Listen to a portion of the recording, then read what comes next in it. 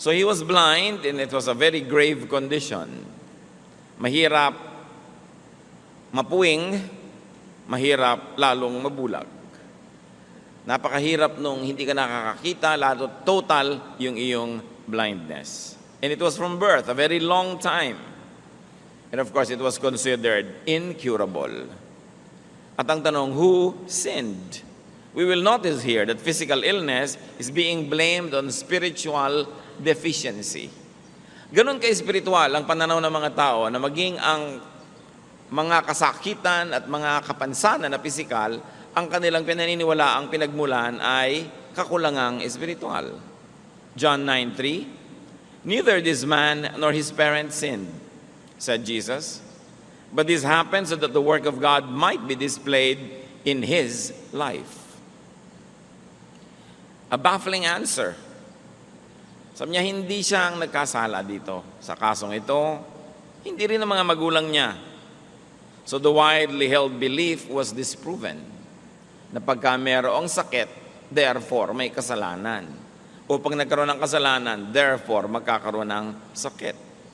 The widely held spiritual and natural law was challenged. Na pagka mayroong spiritually wrong with a person, magkakaroon siya ng naturally wrong condition.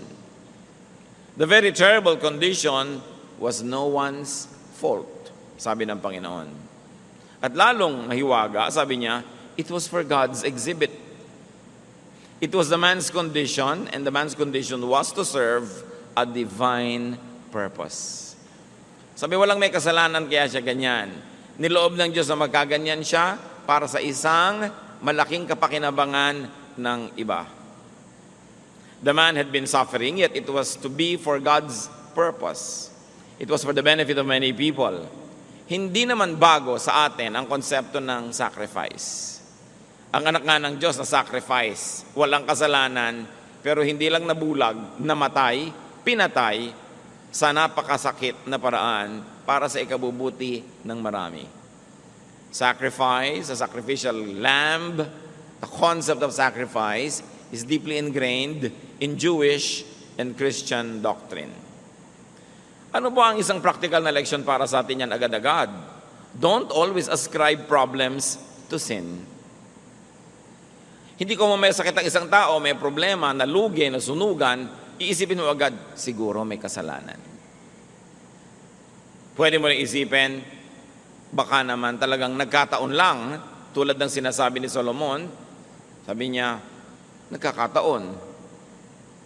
A time and a season for something. Kung minsan naman, pwede mong isipin, parang si Job. Kasi yung tatlong kaibigan ni Job, nung nagka-dilubyo ang buhay niya, matapos makidalamhati sa kanya ng ilang araw, sinabi na, aminin mo na may kasalanan ka, siguradong napakabigat ng kasalanan mo, kaya nagkaganyan. At lalong bumigat ang pakiramdam ni Job, dahil sa halip na ginhawa, ang kanyang makuha sa mga kaibigang nakiramay, pag-uusig ang kanyang tinamo. Baka mamaya may inuusig tayong very righteous person. So don't always blame people for their problems. May problema na nga, sisisihin mo pa. Don't always moralize. Hindi lahat ng bagay merong moral dimension. Meron pala, katulad nito, exceptional case, although kadalasan meron na moral dimension, pero hindi lagi. At kung meron tayong hirap na nadarama, ano man ang katumbas itong pagiging bulag mula pagkabata, find godly use for it. Find godly use for your weakness, for your illness, for your disability, and pray for deliverance. At kung ikaw si Job na dumadaan sa isang pagsubok, again, as exhibit of God's wisdom and God's dispensation, pray that it might finish soon so that you can get on with your life after you have served a very divine purpose for God's agenda. At kahit mahirap maintindihan, magpasalamat tayo na tayo'y pinili at hinirang ng Diyos na maging kasangkapan para kahit man lang maging exhibit A ng kanyang kaso o ng kanyang argument. John 9:6-7. Having said this, he spit on the ground, made some mud with the saliva, and put it on the man's eyes. Go, he told him, wash in the pool of Siloam. So the man went and washed and came home seeing. Walang drama yung presentation. A few sentences, ang daming nangyari.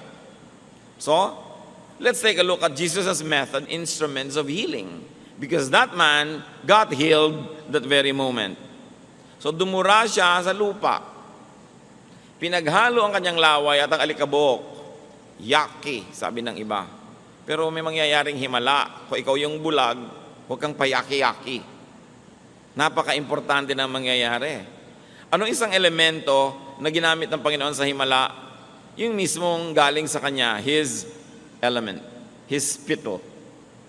Something from Him. Something divine. Yun ang pinagsimulan ng lahat. Tulad ng lilikhain ng Diyos, ang unang tao, something from Him, yung spirit niya. Anong ginawa niya? Hinalo niya sa alabok. Naging tao. Ngayon, nung hinalo ni Jesus, yung galing sa kanya, sa alabok, hindi naging tao, naging putik. Pero di ba ang tao ay dinidescribe din na putik? So you see the pattern of creation and recreation. When God the Father created the first human, yun ang ginawa niya. Now, Jesus was going to recreate the life of this man. Because he was born like that, he had to be born again in another dimension. Kailangan maging iba siya. Once more ang elemento, galing muna sa kanya, and then he spit on the ground an element from the earth. Pattern yan sa Biblia. Pinaghahalo yung galing sa taas at galing dito sa baba. Something common, something profane, being dignified by something divine. So he made mud from his saliva and dust. Ano ang pamamaraan ng Panginoon na ito sa pagpapagaling? Mixture of things. Pinaghalo. From above and from below. Very interesting. From the sacred and what you might call the profane or the base. From napakalinis to napakarumi, from dakila at banal to ordinaryong alikabok. From the spirit to the physical to the flesh. There was a wedding. There was a union of heaven and earth. Doon sa isang kimpal ng alikabok na yon na naging putik, handon yung buong universe. The element of creator and creation. All in just a tiny bit of mud. Tulad sa creation, now there's going to be recreation. Why did the man need that? Because he, or at least his eyes, had to be remade, recreated, reborn. And what did the Lord do? Anong ginawa niya doon sa putik? Ikinulapol niya sa mata ng pasyente. Hindi sinabi kung nakapikit ang pasyente nung inilagay ang putik o kung nakadilat. Basta inilagay. So what was the Lord's way? Contact. There was a meeting, a joining together. Napakahalaga ng contact ng human at ng divine, ng flesh at ng spirit, ng earth at ng heaven. Kaya nung ipininta ni Michelangelo ang creation, ang artistic interpretation niya, ang Diyos Ama at ang tao nag-touch ang mga daliri. Something from heaven to something from earth, pinag-join, dun lang nagkaroon ng tao. Kaya yung tao may divine at mayroong profane. May spirit at may katawan, may banal at may putik na magkahalo. And the Bible says that God remembers that we are dust. Kasi kung minsan, ang lagi lamang na inaasahan that we are spirit, ang taas-taas ng ekspektasyon, and then God remembers that we are dust. Ay, oo nga pala. There is union. At ano pang ginawa ng Panginoon para magkaroon ng kagalingan? He spoke. There was God's word in the brew. May putik, may laway, may salita. Kumbaga yung salita, very spiritual kasi walang katawan, hindi mo nakikita tulad ng espiritu. Nagsalita siya. Sabi niya, pumunta ka, maglublob ka, lumusong ka doon sa paliguan sa Siloam. Psalm 107 verse 20, He sent forth His word and healed them. Ang salita ng Diyos nakakapagpagaling. Salita pa lang, naririnig mo pa lang, gumagaling ka na. Kung nakabukas, hindi lang ang iyong tenga, kundi ang iyong isip na pinupuntahan ng tenga mo. Pagpasok mo siyempre sa tenga, shoot agad sa brain.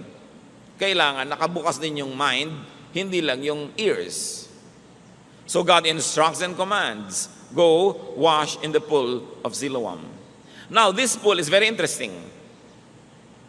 Dito rin pinagaling yung lumpo na pinalusong ng Panginoon. Sabi, bakit hindi ka gumagaling? Hindi po ako makalusong pag nakakaukaw yung tubig. Kasi doon yung pool of Siloam, dati yon na templo ni Asclepius, Greek god of medicine. Alam niyo naman ang Greek culture, very prevalent sa Mediterranean at part niya ng Israel. At ang sibilisasyon na ito, na kinokopya ng Roman civilization, ay nakatanim yung kanyang mga maraming marka sa lahat ng lugar. So there was this temple to Asclepius, the Greek god of medicine. At may tubig doon. Dati nasa labas ito ng lungsod. Pero ang ginawa ni Herod Agrippa, nung pinalaki niya ang lungsod, pinalabas niya yung wall, inextend niya yung mga pader, napalagay sa loob ng city, yung pool na yun. At maraming nagpupunta doon may sakit. Sapagkat paminsan-minsan, biglang kumukulo yung tubig na hindi mainit, parang kinakaukaw, bumubula, parang hinahalo mo. Doon naglulusungan lahat yung mga tao para gumaling. At yung unang lumusong, siya yung gagaling.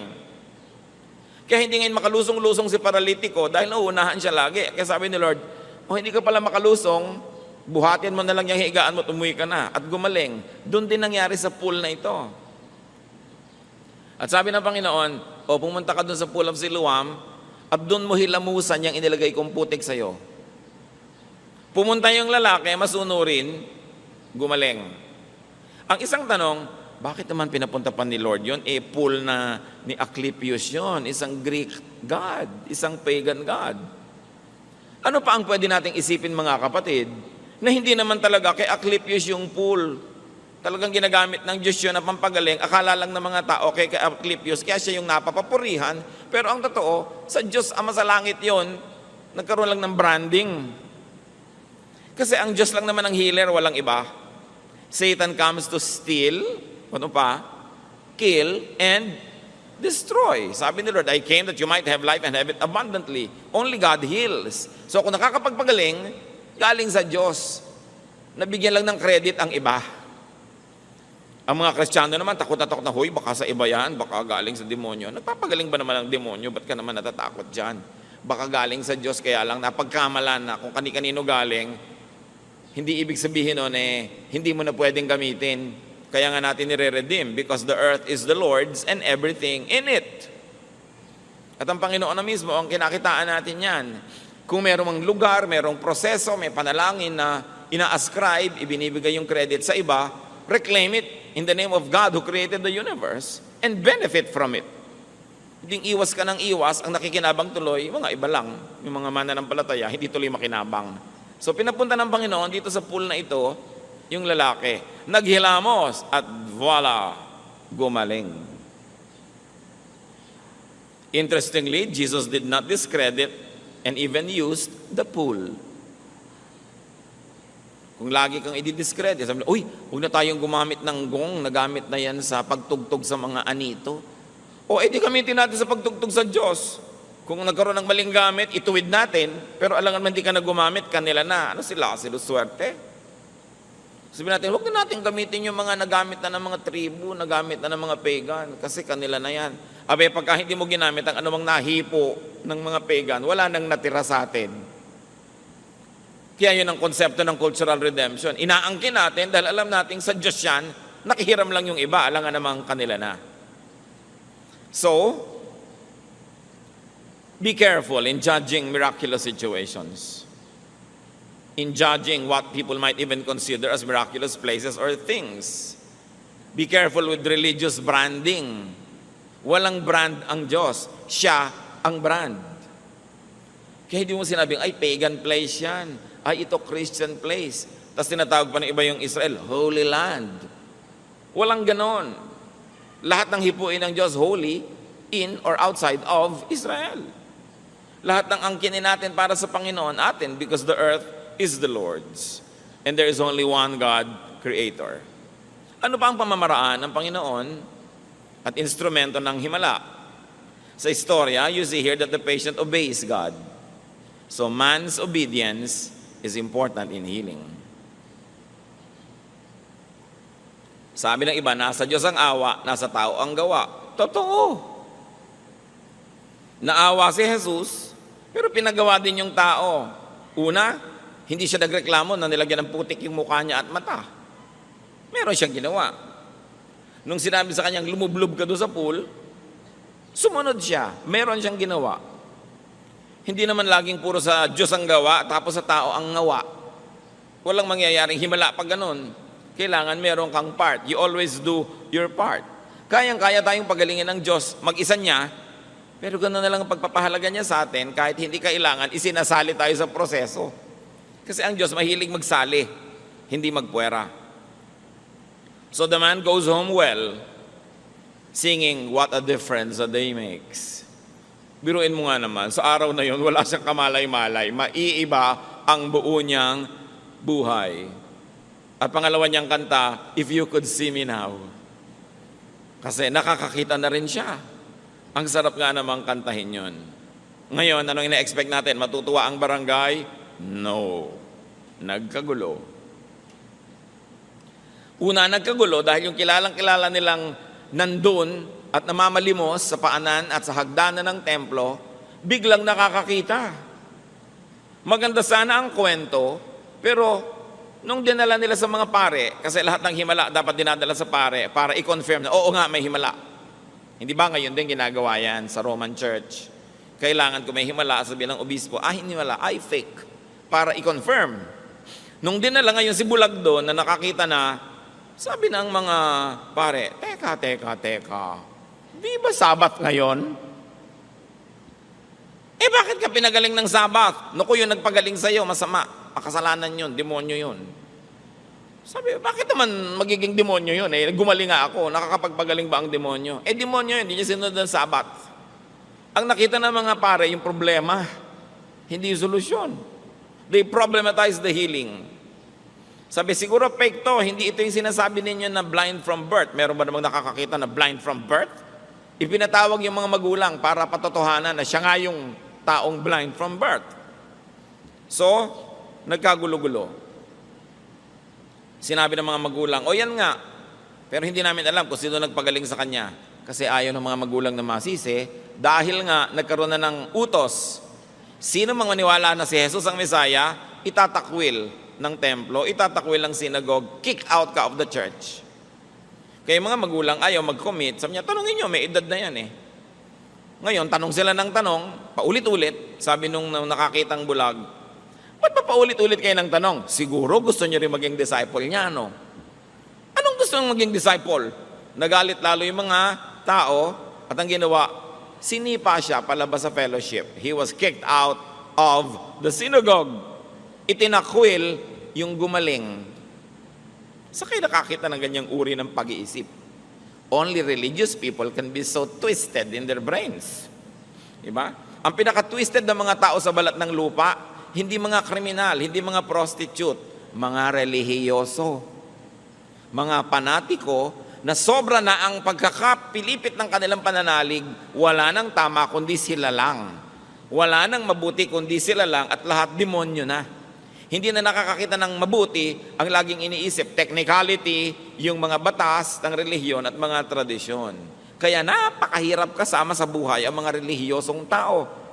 Napakakikitid ng mga utak, ang liit ng mundo at lahat demonyo sa tingin. Huwag niyo kong kontrahin dahil yan ang nasa istorya.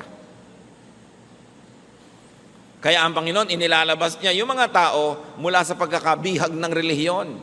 Kasi nabihag na. Hindi na yung Diyos ang itinuturo, yung tradisyon na, yung mga reglamentos na, mga nakaugalian na, dumami na ng dumami yung bawal. John 9:35-41. Jesus heard that they had thrown him out, and when he found him, he said, "Do you believe in the Son of Man?" "Who is he, sir?" the man asked. "Tell me so that I may believe in him," the man asked. Jesus said, "You have now seen him. In fact, he is the one speaking with you."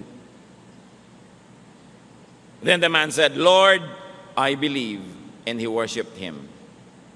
This is one positive case of to see is to believe. Nakakita talaga siya, nanalig tuloy.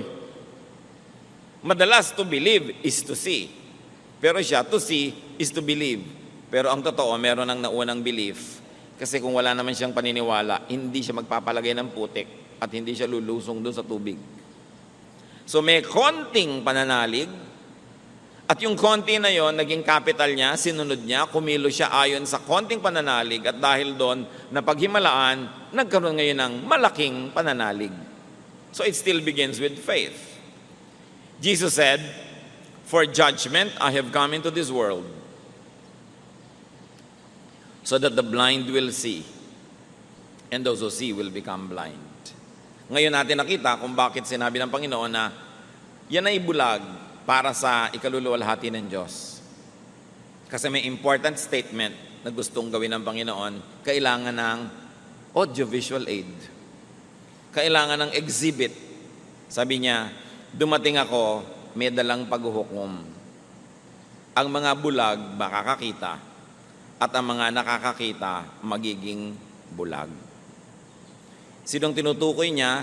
Lahat ng mga spiritually blind, pero willing to acknowledge their blindness, they will see.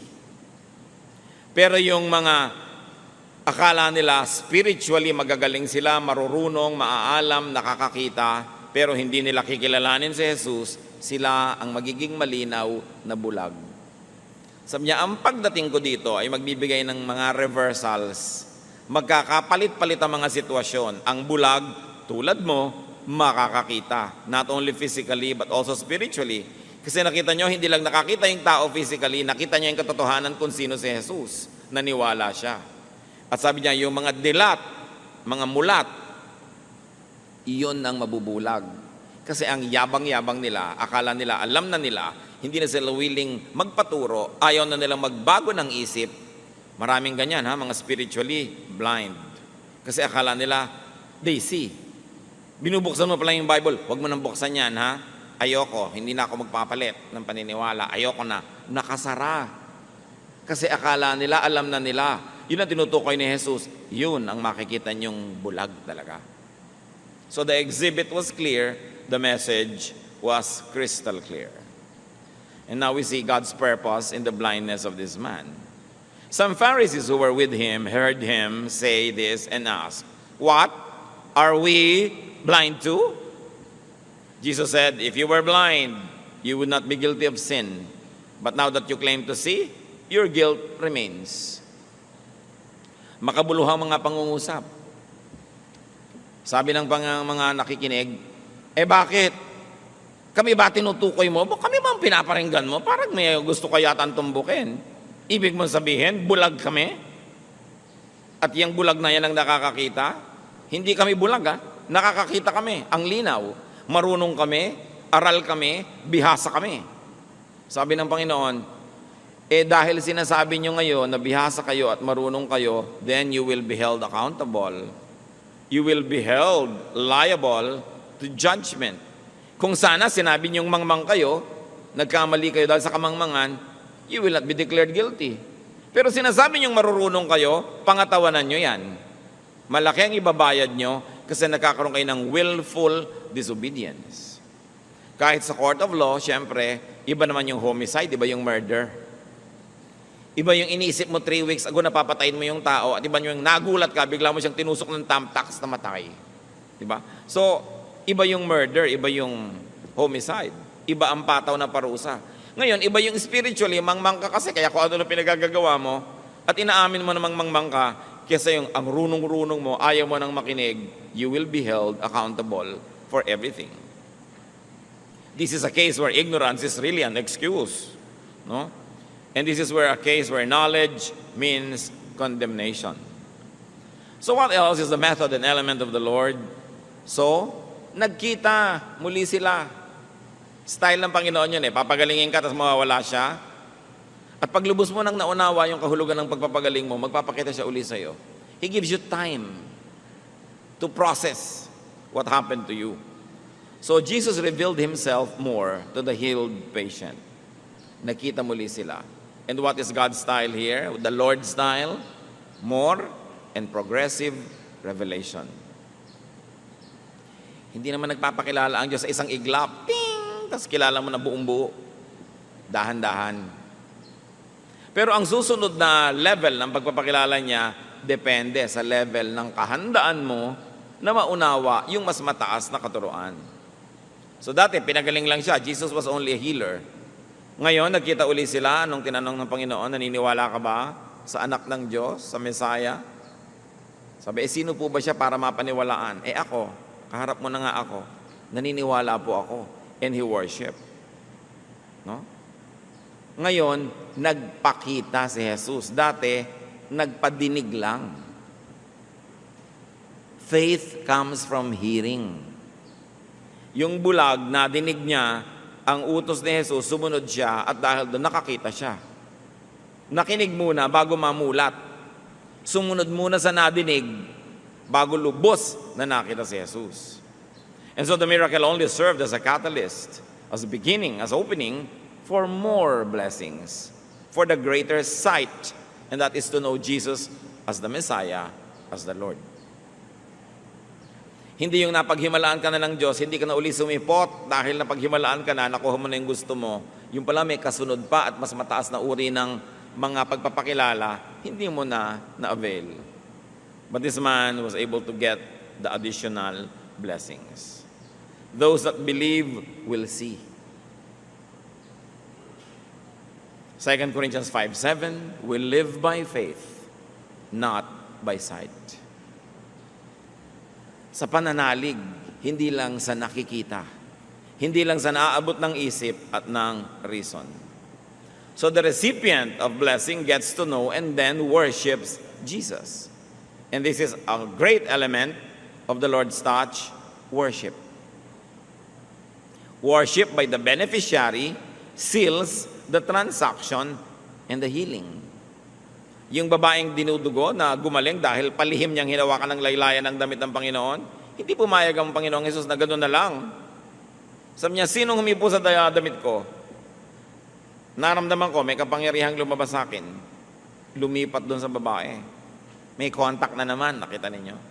Laging may contact. Sabi ng mga disciples niya, ang dami-daming tao, paano naman natin malalaman ang dami naman humihipo sa inyo. Pero nakilala ng Panginoon yung hipo na may pananalig kaysa sa hipo na uzi lang.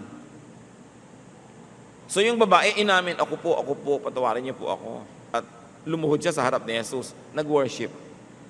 Yung worship na yon, tulad ng worship ng ginawa nitong bulag na nakakita, naging seal, selyo, guarantee na hindi na mababawi ang himala. Sabi ng Lord kay babae, sige, umuwi ka na, galing ka na. Ang totoo, kanina pa galing, pero ano ibig sabihin galing ka na, nakita natin, talagang galing ka na. Na seal. Kung kayo napaghimalaan ng Panginoon, hinipo, pinagpala, pinagaling, aba dapat, worship ang ending nun. Hindi lang thank you, worship talaga. Because, kumbaga, doon kayo nagkapirmahan ng kontrata ng Diyos. Signed, sealed, delivered ang usapan. Kailangan ng ending talaga worship. Worship, of course, doesn't only mean attending a formal event, but righteous living. Yung paralytic na pinagaling ng Panginoon, nung makita niya nung susunod na mga araw, sabi niya sa John 5:14, see, you are well again. Stop sinning, or something worse may happen to you. Yun, na paralitiko dahil sa kasalanan. Kaya sabi ng Panginoon, kita mo na, galing ka na. Huwag ka nang babalik sa kasalanan mo at malamang na mas masahol pa sa dati mong sakit ang dumapo sa'yo. Pero nandun siya, sa sila nagkita sa temple, nag-worship. Ganun talaga dapat. Pag tumatanggap ka ng pagpapala, sasamba ka. Pagsambang formal, attending temple, and pagsambang lifestyle, righteous living. Ano-ano mga application ang pwede nating mapala dyan? That blindness and illness and weaknesses can be great projection screens of and openings to experience God's power. Kung meron kayong weakness, sakit, problema, pag pinayagan nyo ang Panginoon mag-project ng mensahe doon, mababasa ng mundo ang mensahe niya, magagamit sa mabuti ang inyong pagkakasakit, at pag nagamit na sa mabuti, kagaling na kayo. Katulad ng pilay na pinalakad, yung kanyang pagkapilay ang nagpaliwanag sa tao kung sino si Jesus. Katulad ng alak na naubos, problema, dahil naubos yun, nakilala ko sino si Jesus, naghimala siya. Itong taong bulag, dahil siya'y bulag, nabigyan tuloy ng paningin, nakilala si Jesus. Kung dati ka nang nakakakita, di walang makikita na ginawa sa'yo ang Panginoon. Kaya kadalasan, mas maganda yung mga patotoo ng mga taong galing talaga sa pinakamadilim at pinakamaruruming pusali. Kasi nakita kung paano sila nalinis. It is about turning a disadvantage into an advantage. Kaya sabi ni Paul, alam nyo, ang dami kong kapintasan, ang dami kong problema, ang dami kong paghihirap, pero lahat ng yan, ginagamit kong screen para makita ang luwalhati ng Diyos. Na kahit wala akong pera, kumakain ako, kahit ako pinapatay nila, buhay pa ako. Ayan, sinong nakikita? Ang kilos ng Diyos. Turn your lives, especially your problems and weaknesses, into screens by which God could project His power, His holiness, His love, and many people will see it as you experience it. Kaya ang sabi ni Paul sa 2 Corinthians 12:10, "For when I am weak, then I am strong." Kasi kung kulang ako, di pupunuin ako ng Lord, yung kakulangan ko, yun ang kapunuan ko. Kung saan ako mahina, papalakasin niya ako, di yung hina ko, magiging lakas. Pero yung lakas ko na ipinagyayabang ko na, hindi na pupunuin ng Diyos kasi pinagyayabang ko na, iniisip ko puno na, ba't pa niya dadagdagan? Yun ngayon na magiging kakulangan ko. Kaya ina-acknowledge sa ating kahinaan, magiging lakas, at yung pinagyayabang nating lakas, magiging kahinaan. Kasi sa sarili na tayo sumasamba. Pag pinansin natin yung tao, wala tayong nakitang pait sa kanyang ugali o attitude. Wala. Although blind from birth. Yung iba, may kapansanan, may kakulangan, may bitterness. Ba't kaya ako ipinanganak na kulot? Hindi tuloy ako makuhang model ng shampoo. Di ba? Pwede ka namang maging model ng panghuli ng insekto. Kasi pag may pumasok sa lagubang sa ulo mo, di na makakalabas. Wala pa lang ang ganung produkto, kaya hindi ka pa lang nagiging model. No? Maghintay ka lang. Mayroong mga taong, ba't kaya ako pinanganak na mahirap? Ba't ako pinanganak na ganito? Ba't ako maraming peklat? Bakit ako ganito? Ba't ako ganun? Tapos bitterness ang laman ng puso. Envy, inggit doon sa kanyang hinahangaan. At pagka naiinggit ka, ang kasunod, mamimintas ka. 99.99 ng pamimintas ay galing sa inggit. Ang mga pintasera, inggitera. Kasi kung hindi ka naiinggit, ba't ka namimintas? Ang totoo, dapat ka maawa. Ba't mo pinipintasan? To make yourself feel good. Because you think na meron siyang wala ka. Kaya ka namimintas.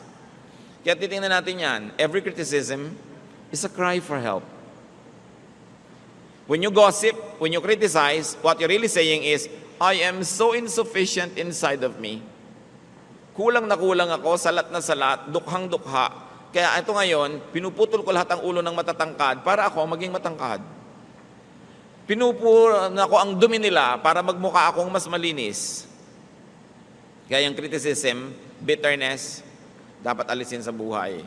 Kasi hindi ka tatahanan ng Espiritu ng Diyos at hindi ka gagaling kung puro bitterness ang laman ng puso mo. Tuwang-tuwa si Satanas pag bitter ka. Kasi yan ang gusto niyang tirhan. So do not harbor bitterness about your or your loved ones' situations. Dapat bitter na yung tao. Wala kapanganakan, bulag. Pero wala tayong nakitang ganon. The man blind from birth did not show this attitude. Ephesians 4:31, get rid of all bitterness. Maganda na gusto nyo magtanggal ng peklat, gusto nyo mag-ayos ng buhok, gusto nyo tanggalin ng mga kung ano-anong may kikekwek sa inyong paa. Pero unahin natin, tanggalin muna natin ang bitterness sa ating puso. Mabigat dalhin, at lahat ng blessing na dumadating sa inyo, tumatalbog, kasi para kayong merong shield, rejecting God's blessings, and that could be bitterness. Dapat yan bunutin. Because bitterness contradicts God's blessings. Now, as we have seen, healing can come about when divine elements, like Jesus' saliva, divine power, like God's Word and God's Spirit, mix with earthly instruments, like the dust. Or, call it medicine, or call it technique. Pag yung galing sa Diyos, nakiisa dun sa elemento ng earthly life, and then touch the sick person's weak or sick body parts, or spiritual illnesses, the patient receives God's touch. The patient hears and obeys God's prescriptions and commands. Nagkakaroon ng healing pag yung power ng Diyos ay nakakapartner ng ating kahinaan. Pagka yung kanyang pag-ibig nakakapartner ng ating pangangailangan. Pagka yung kanyang kapangyarihan ay pumapasok sa earthly dimensions. The saliva of Jesus mixing with dust. The Spirit of God mixing with dust. The Word of God getting into our brains, which is matter, and spirit, kasi ang layo ng nararating yan, beyond the skull, nagkakaroon ng himala. Think about that. Paano isisilang sa inyong physical world yung spiritual power of God? Tulad ng paano isinilang si Jesus sa physical world, samantalang siya ay galing sa kabila at siya ay espiritu ng anak ng Diyos. Kailangang isilang sa inyong buhay yung hindi nakikita, hindi nahihipo na kapangyarihan ng Diyos. We've got to allow the invisible power of God to be incarnate in our lives. Paano nyo gagawin yon? Isipin nyo at ipanalangin. Personal yan na pagsisikap. Ngayon may tanong. Bakit daw ang daming naboborn again, nagba-Bible study, lumalapit sa Diyos, kasi lang may problema? Sabi pa nga ng iba, yung religion naman, saklay lang yan, crutch lang yan, ng mga may kapansanan, ng mga may pangangailangan, ng mga mahihina, ng mga walang pag-asa. Salamat! May napupuntahan yung mahihina, yung mga walang pag-asa, at yung may pangangailangan.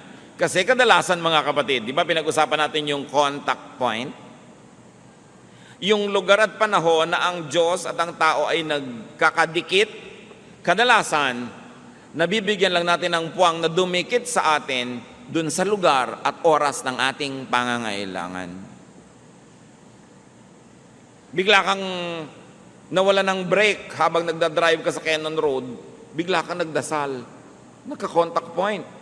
Pero kung wala kang problema, siguro, kanta ka lang ng kanta, tugtog ka ng tugtog, pero wala kang dasal.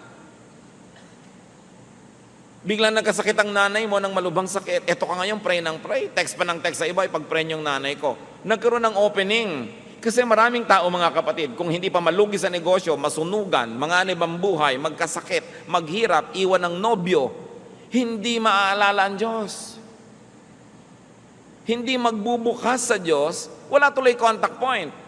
Ngayon, kung ang lusog-lusog nyo, ang yaman-yaman nyo, ang sarap-sarap ng buhay, tapos nakabukas ka sa Diyos, lagi ka rin nagdadasal, nananalangin, naglilingkod, nabubuhay ng maayos, yung contact point mo tuloy-tuloy, kaya hindi mo na kailangan maghirap o magdusa para mapalapit sa Diyos. Pero higit maraming tao, naaalala ang Diyos dahil humina o nangailangan.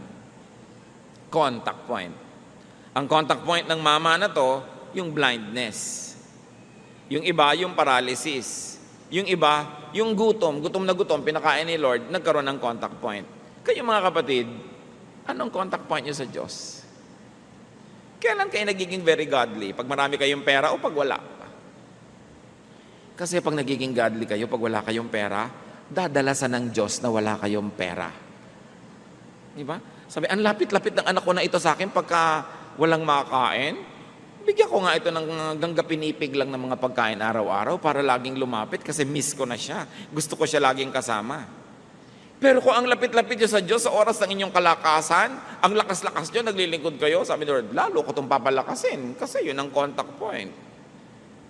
Ngayon, kung busy kayo, walang contact point kasi nawawala ang Diyos sa schedule nyo, anong ginagawa ni Satanas? Lagi kang ginagawang busy para talagang hindi ka na makakontak. Pero kung busy ka na, iaagaw mo ang Panginoon, sabi ni Lord, I will always bless. Yung business niya, magiging fruitful. Kasi hindi naman ako napupwera sa agenda niya kahit busy siya.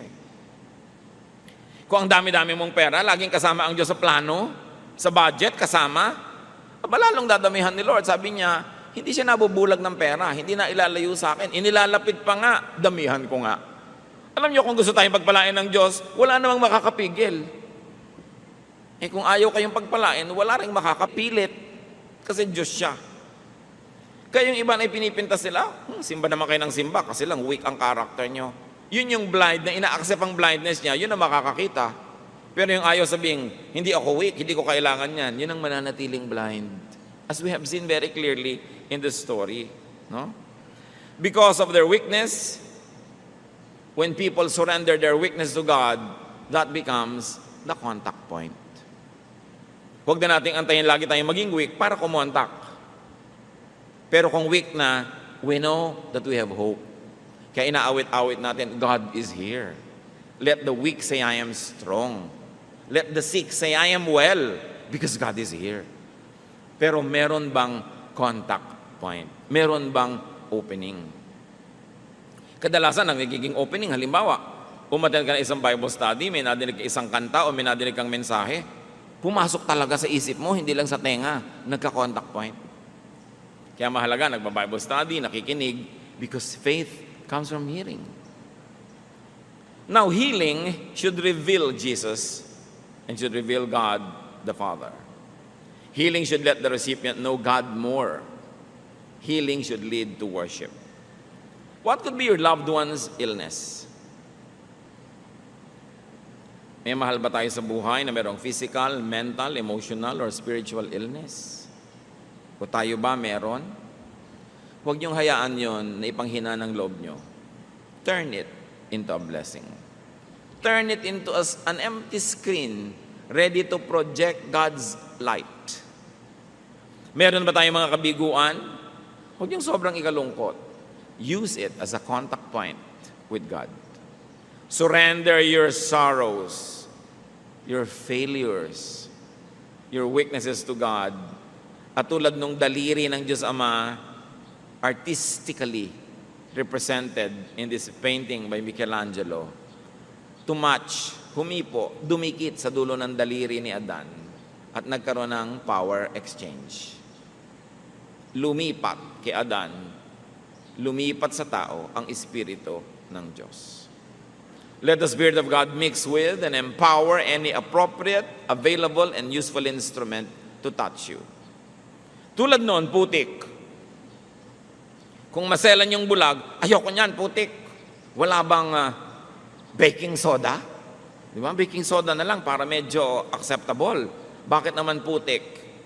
Sa'yo nang pinili ng Diyos para ka i-bless Ngayon, kung pinipili ng Diyos na i-bless, isang dating maruming tao na ngayon ay nagpapatotoo sa'yo at gusto kang dalhin sa Panginoon, nung sabihin, hoy, tingnan mo nga ang record mo bago ka magsalita sa akin. Hindi ka mabe-bless. Minsan gusto kang i-bless ng Panginoon sa isang pastor na walang pustiso. Hirap na hirap mag-pronounce lahat ng PF kasi walang ngipin. Ayoko makinig dyan. Tumatalsik ang laway, etc., etc. Kung doon kayo be-bless, ang selan-selan mo. Merong mga taong ayoko sa pastor na yan, hindi ko gusto ang hairstyle niya, hindi ko gusto ang bla bla bla. Sino ba naman ang taong may gusto doon sa putik? Kung yung ba ang gagamitin ng Panginoon, i-welcome nyo at siguradong magiging blessing. Marami tayong tinatanggihan dahil sa ating mga kaartehan. Maybe a teaching or a teacher. Kung minsan ayaw mo ng teaching, wala ka namang makikitang teacher sa mundo na 100% ang ituturo, gusto mong marinig Ang tatanong mo lang sa sarili mo, pag nadidinig ko ba ito, nagbabago ba yung buhay ko? Do I become a better person? Do I become godlier? At kung yun ang nagiging effect, general effect, hindi ko napapansin yung mga maliliit na effect that bothers me. Wala namang 100% nagkakasundo. Minsan ayaw mo nung teacher, ayaw mo nung teaching, ayaw mo nung situation. Meron pang ayoko mag-host ng Bible study sa bahay kasi matagal na silang nakaalis, naglilinis pa ako. Pero alam niyo kung sino talaga nabe-bless yung host kasi hindi siya pwedeng umabsent. Kung minsan, kailangan inoobliga mo sarili mo kasi kung binibigyan mo yung sarili mo ng andaming leeway, andaming kaluwagan, ginagamit mo yung luwag para lumayo, nawawala yung contact point. Yung mga dapat yung laging late sa church, doon mo ibigay yung susi, ikaw magbukas. Para talagang bumangon ng maaga. Maraming beses mga kapatid, dapat natin pilitin ang sarili natin para magka-contact point. Kasi kung likas lang ang susundin natin sa sarili natin, puro palayo sa Diyos, puro layaw at katamaran ang gugustuhin natin. God is looking for contact points. Humahanap siya ng dadapuan. Kung airplane ng Diyos, eto, naghihintay na mag-landing sa'yo, meron ka bang airport? Meron ka bang airstrip para landingan ng Diyos? O pagod na kaiikot, walang malandingan, tapos ang daming helipad para kay Satan. Kasi si Satan din prowls around looking for someone to devour. Hanap din niya ng landing point. Saan kaya ang contact point ko? Ang taong ito, pag gutom, mainit ang ulo. Gugutumin ko nga. May contact point si Satanas.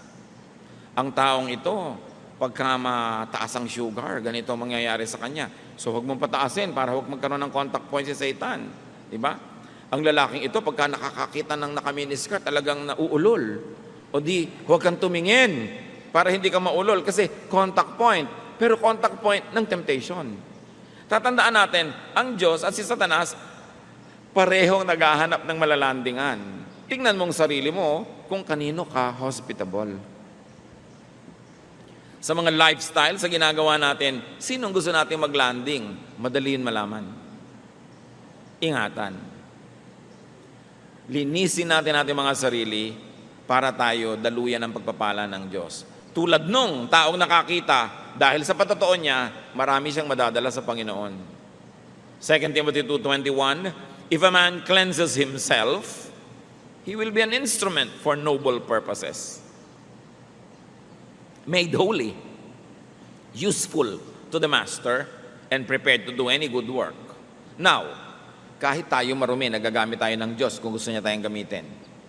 Kaya yung mga ibang worker, nalilibang, sabi nila, meron naman akong kasalanan, pero effective pa rin akong singer Kahit may kasalanan ako, effective pa rin akong dancer.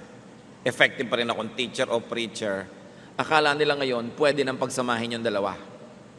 Up to a point, pinapayagan ng Diyos, kung gusto niyang payagan, at kung gusto kanyang gamitin.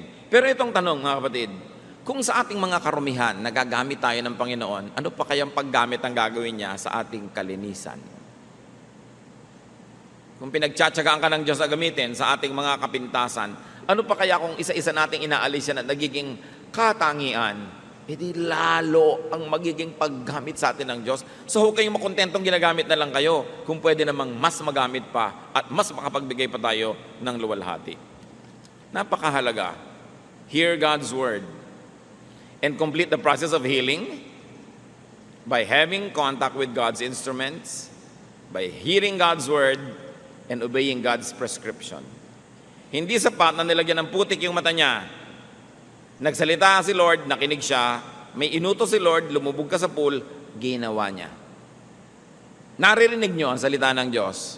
May contact point tayo sa salita ng Diyos. Anong inuutos sa inyo individually at sa akin? Pag ginawa pa lang natin yon, doon ako kumpleto yung cycle. Makinig sa salita ng Diyos.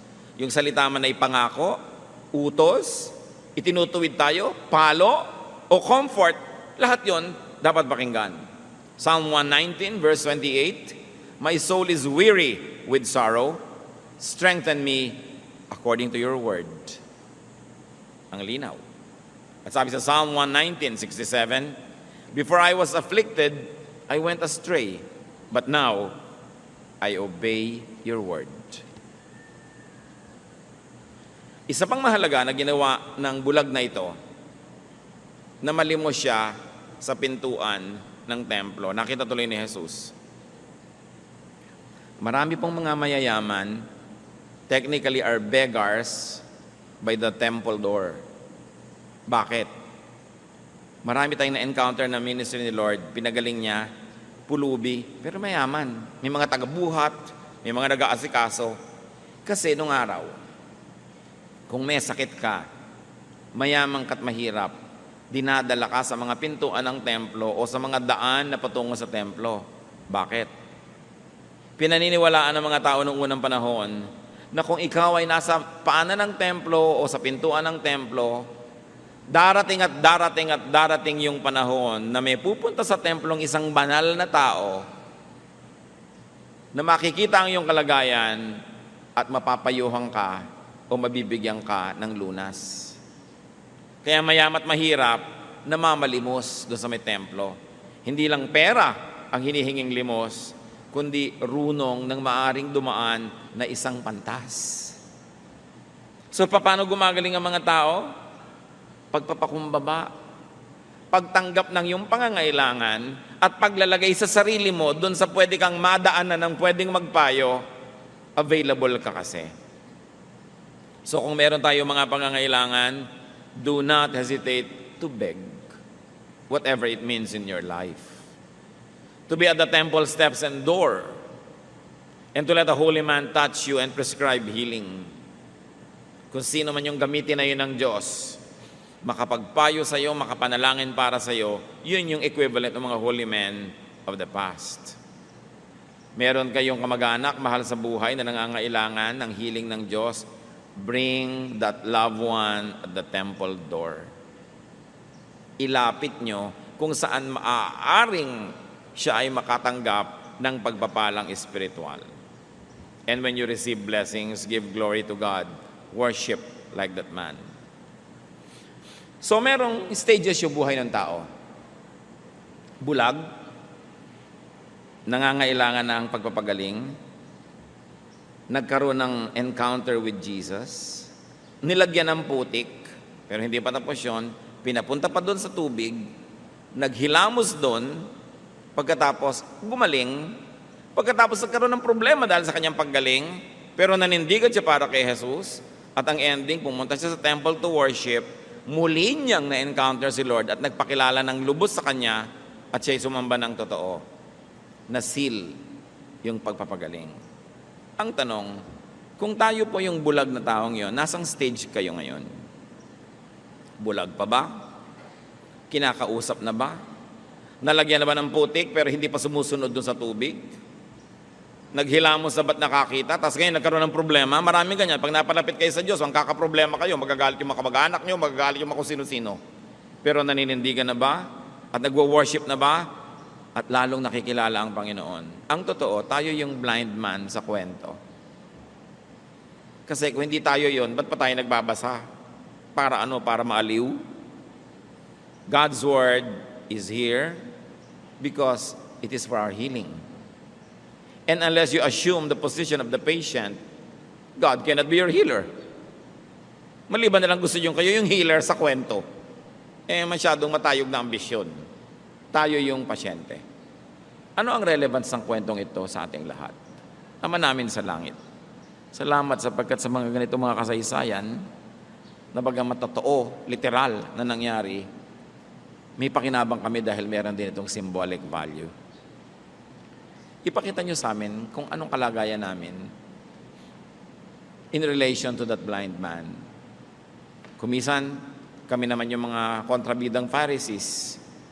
Kumisan, kami yung mga magulang na ayaw managot.